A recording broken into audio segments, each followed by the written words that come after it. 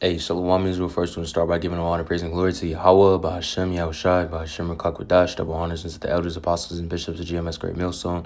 Peace and blessings to the 130 elect. My name is Yeshaya, and we'll be doing a video going into a few precepts and mostly kind of trying to capture the point that, you got to get rid of that leaven, man.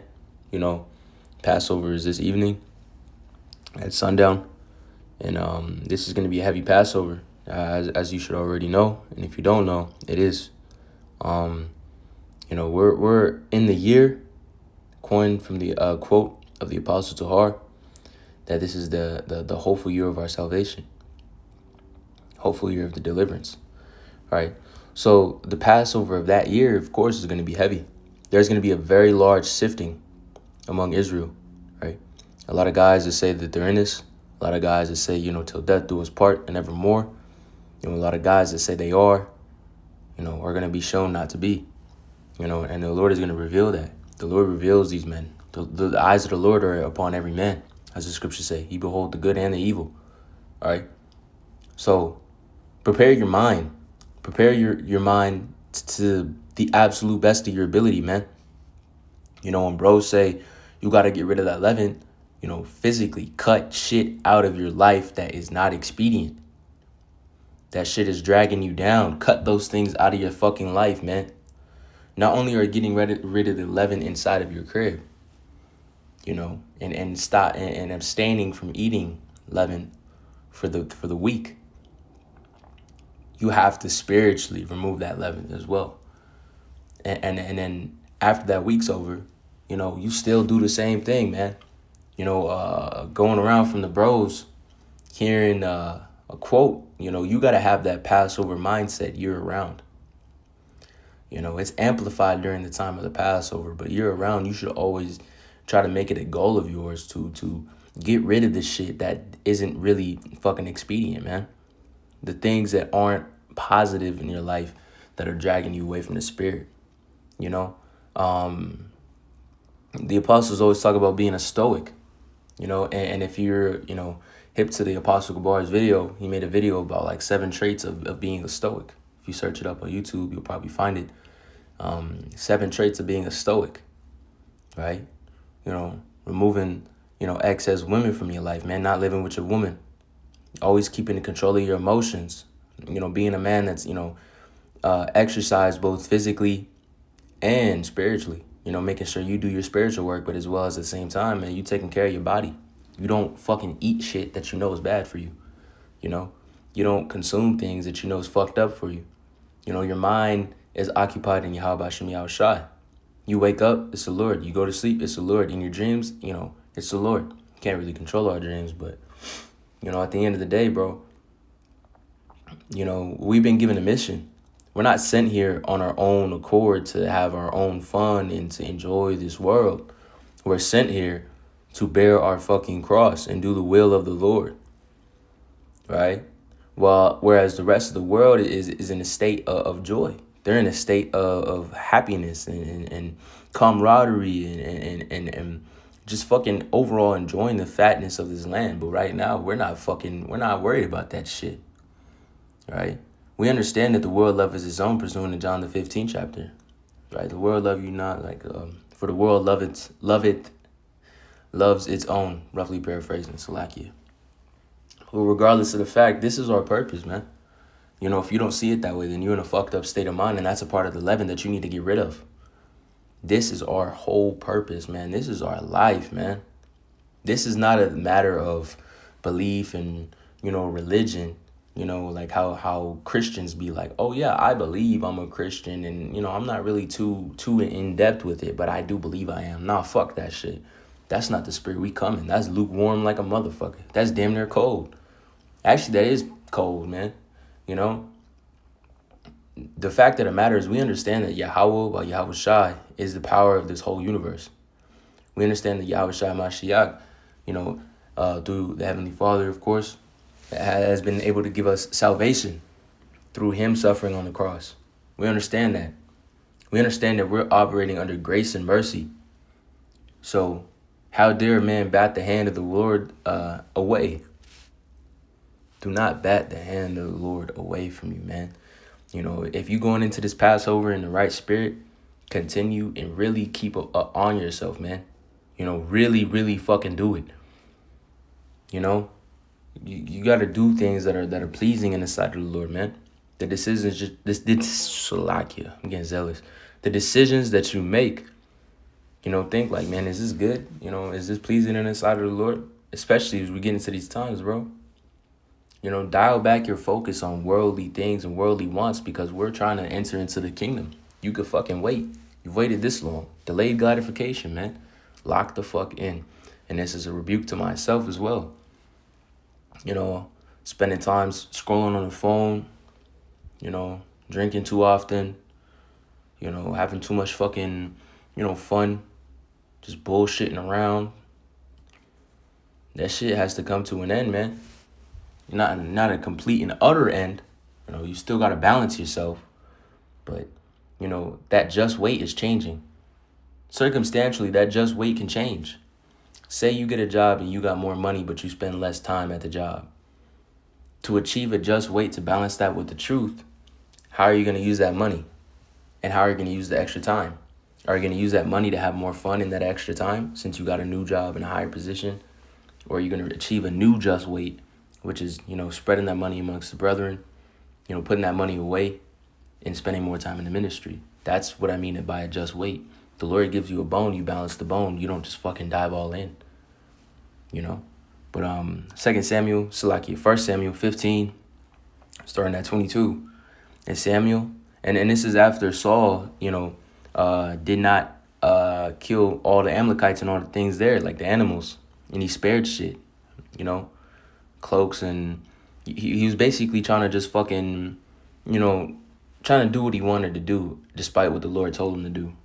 1 Samuel 15, and Samuel said, hath the Heavenly Father as great delight in burnt offerings and sacrifices, as in obey the voice of the Heavenly Father? Behold, to obey is better than sacrifice, and to hearken the fat of the rams, for rebellion is the sin of witchcraft. Rebellion is the sin of witchcraft. Rebellion is the sin of witchcraft, and stubbornness is as iniquity and idolatry. Stubbornness is as iniquity and idolatry, because thou hast rejected the word of the Heavenly Father. He hath also rejected thee from being king. He's talking to Saul, you know, being a bullshitter. There's also that one, should be like in,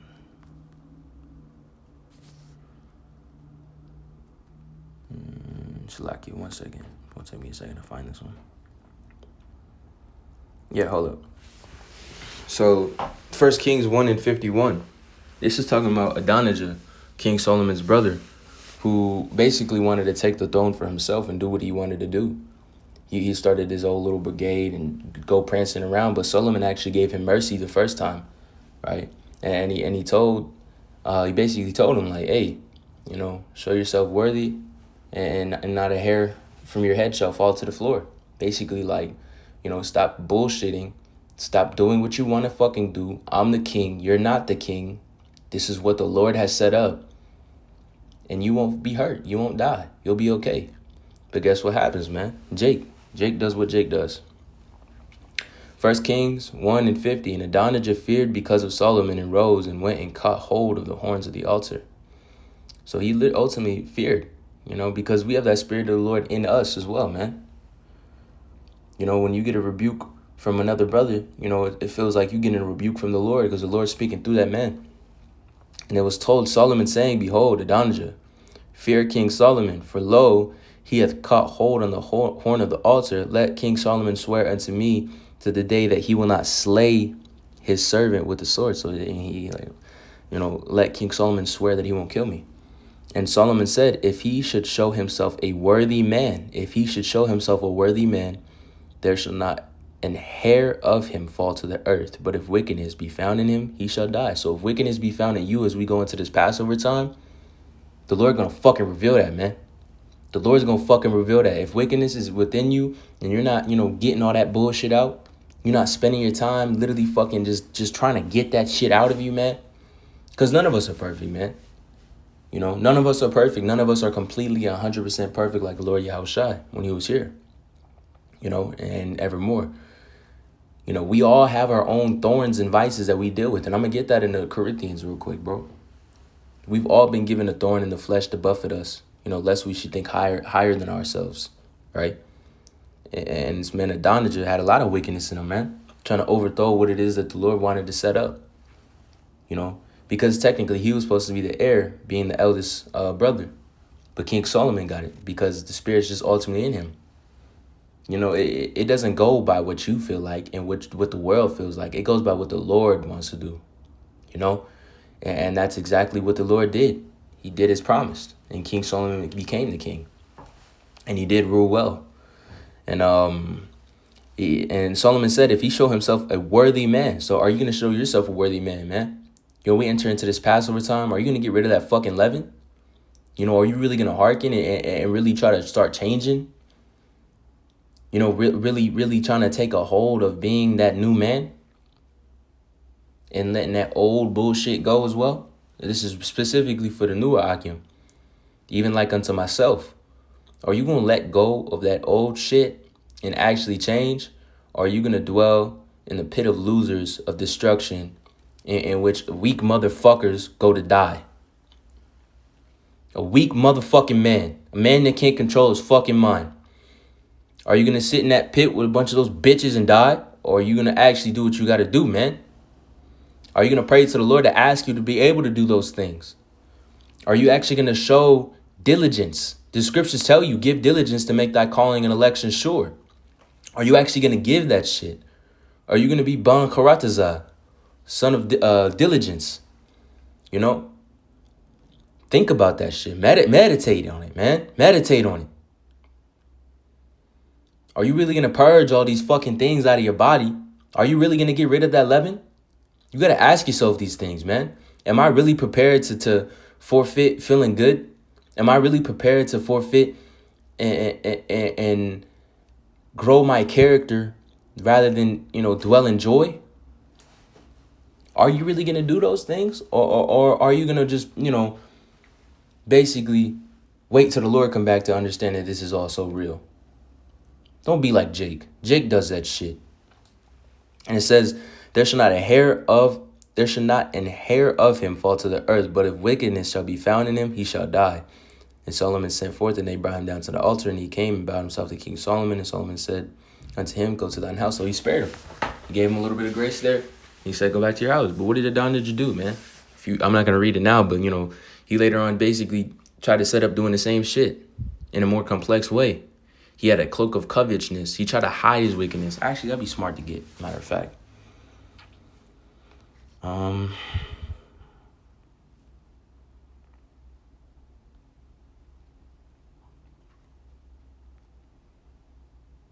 Because he asked for the hand of a maid. I believe it was a concubine in the house. And one of those things is like a disrespect to the power structure. And by doing that, which is him basically trying to set up his sneaky way back into the throne. Here it goes. I'm going to read this one in the GNT. This hits in the GNT. 1 Kings 2.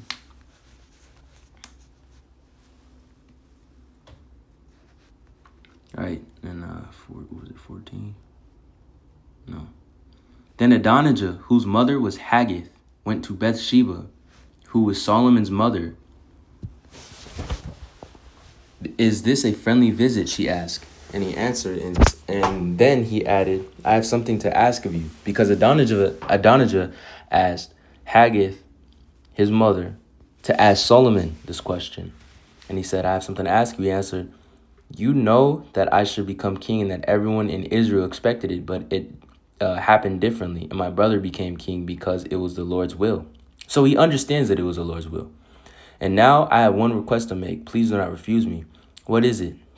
Bathsheba asked. He answered, please ask King Solomon if he won't refuse you, because he said he thought that he won't refuse his mother, to let me have Abishag, the young woman from Shinum, as my wife. Very well, she answered, and I will speak to the king for you. So Bathsheba asked the king to speak to him on the behalf of Adonijah.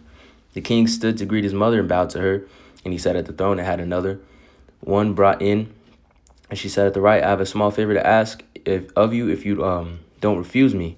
What is it, mother? I asked, and I will not refuse you. And she said, let your brother Adonijah have Abishag as your wife. Why do you ask me to give Abishag to him? The king asked. You might as well ask me to give him the throne too. After all, he's my older brother, and Abiathar the priest and Joab are on his side. Then Solomon made a solemn promise in the Lord's name. May the Lord strike me dead if I don't give Adonijah pay with his life for asking this. The Lord firmly established me on the throne of my father David. He kept his promise and given the kingdom to me and my descendants. I swear to the living power that Adonijah would die this very day. And there you go. Adonijah got motherfucking slew because he was trying to get them wicked ass seeds. You know, a lot of guys try to hide that leaven, man. A lot of guys throughout the year, you know, try to hide who the fuck they are behind closed doors. You know, try to set up their own little, you know, fucking bullshit ass, their little bullshit ass itineraries and agendas. But guess what, bro? That shit gets sifted out. And that's what Solomon did right here. He sifted it out. And he gave his fucking life to that, man. He killed that man. Right? Let me see if it has it in here. I don't want to spend too much time on this. I want to get to the next precept. But it's definitely a good read to get into, man. It definitely is. Because it shows you, bro. It shows you like that. It shows you that just kind of just plain and simple.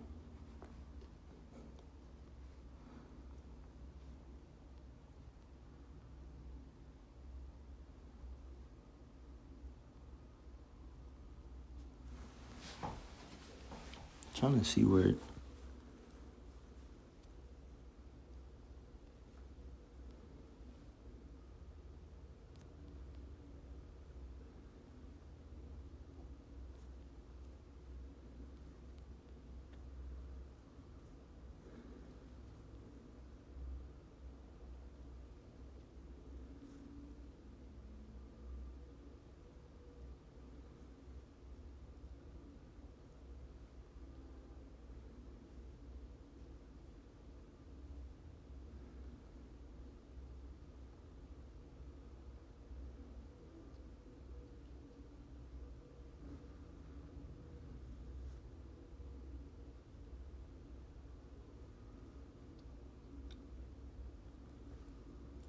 Salakia, but basically, man, him trying to take the hand of that maid is basically kind of like a disrespect and a disrupt to the power structure, and that's kind of how you plant seeds into trying to get him back into the throne. He was trying to plant seeds of wickedness, is what basically the point was. Salakia for taking so long on that. Salakia, Akim.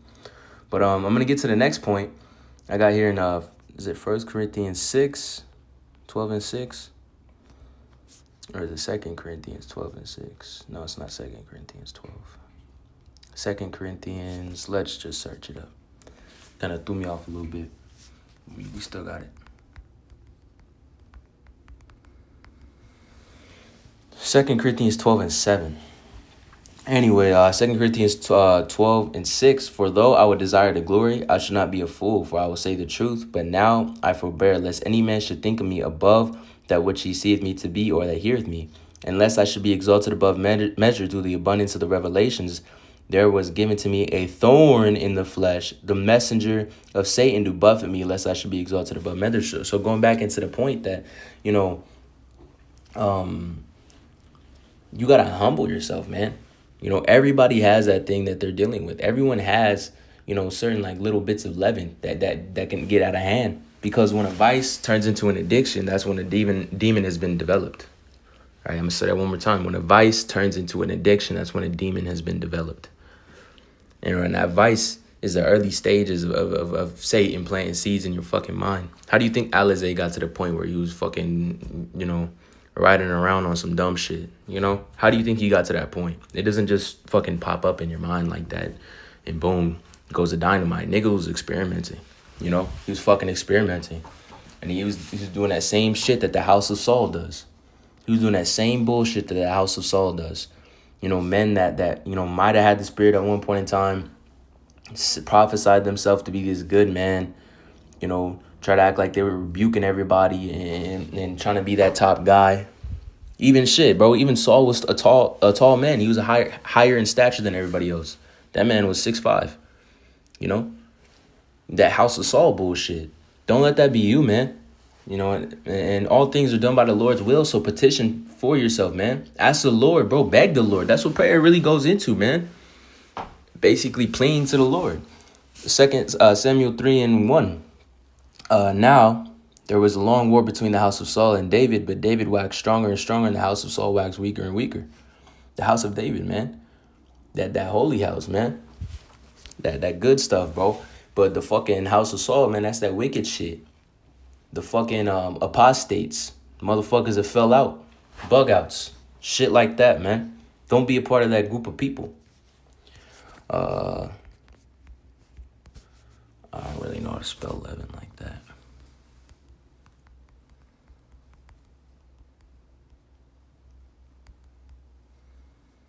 that. Galatians. We'll read both of these and we'll close out. 1 Corinthians 5:6. Your glory not good, but you know that a little leaveneth the whole lump. Galatians 5:9. A little leaven leaveneth the whole lump. So, you know, a little leaven leaveneth the whole lump. So if you're not getting all that shit out, bro, that little bit that's still within you going into this Passover can absolutely grow. You know, it's like a backwards mustard seed.